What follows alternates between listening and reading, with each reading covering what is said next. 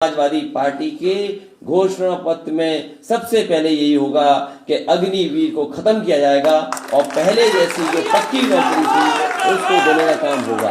कुछ अग्निवीर कितने नौजवानों ने आंदोलन कर करके न जाने कैसा क्या क्या कहा अग्निवीर जैसी व्यवस्था को, लेकिन सरकार ये जानती है, बीजेपी के लोग जानते हैं कि गरीबी का लाभ कैसे उठाया जाता है। उन्होंने गरीबी का लाभ उठाने के लिए अग्निवीर व्यवस्था खत्म नहीं की, अग्निवीर को चालू रखा। मैं अपने नौजवानों से भी कहता हूं कि जब भी समाजवादियों को मौका मिलेगा और 24 का चुनाव आने जा रहा है, समाजवादी पार्टी के घोषणा पत्र में सबसे पहले यही होगा कि अग्निवीर को खत्म किया जाएगा और पहले जैसी जो पक्की नौकरी थी उसको देने का काम होगा। जो डायल 100 है और डायल 112 कर दिया, कम से कम उनका जो वेतन था या जो मिल रहा था उनको, उसके कुछ तो बढ़ाते। आपने 100-112 कर दिया, कुछ तो बढ़ाते आप। ये पहली सरकार है जिसके फैसलों से ये लगता है कि ये इमोशनलेस सरकार है, हार्डलेस सरकार है और विजनलेस सरकार है।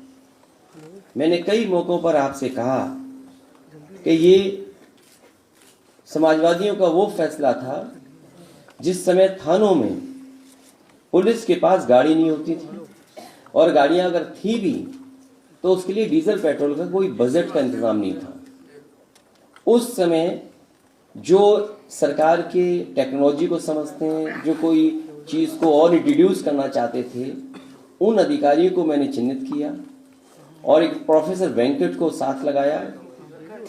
न्यूयॉर्क की NYPD की जो हेडक्वार्टर है वहां पर रिस्पॉन्स सिस्टम कैसा है, पुलिस कैसे एक्ट करती है अगर घटना पता लग जाए तो, या उनको जानकारी मिल जाए, उनका कॉल सेंटर कैसे है, रिस्पॉन्स सिस्टम कैसा है, उन सब चीजों को शामिल करते हुए जो हमारी अपनी परिस्थितियां हैं उसके हिसाब से ये डायल 100 डिजाइन किया गया था। और उसमें बिल्डिंग से लेकर के सॉफ्टवेयर से लेकर के जो भी कुछ टेक्नोलॉजी का पार्ट था सबसे बेहतर इस्तेमाल हुआ था।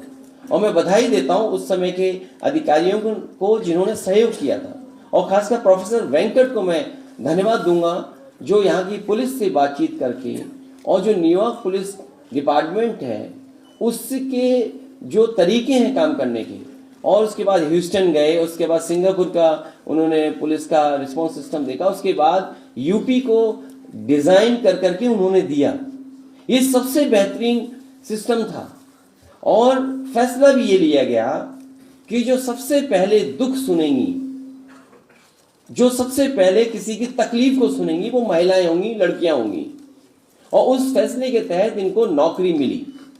ये अलग बात है कि तरीका क्या अपनाया गया नौकरी देने का, लेकिन आज अपने लोगों को लाभ पहुंचाने के लिए सरकार ये कह सकती है कि वो तो एक प्राइवेट कंपनी को टेंडर दे दिया। लेकिन कम से कम प्रेस के साथियों ये जानना चाहिए आपको भी कि अगर पहले कोई टेक्नोलॉजी में साउंड थी कंपनी, वो काम कर रही थी, आखिरकार उसको क्यों हटा रहे हैं आप? चलिए आपने कोई टेंडर किया, दूसरी कंपनी को दे रहे हैं। क्या पहले जो टेंडर किया था वो कितने रुपए में था और आज जो टेंडर कर रहे हैं उसके लिए बजट क्या है? आप कंपनी को तो मुनाफा कमाने दे रहे हो, लेकिन जो सबसे पहले फेस कर रही है तकलीफ और परेशानी, उनकी आप मदद नहीं करना चाहते। कोई सोच सकता है त्योहारों के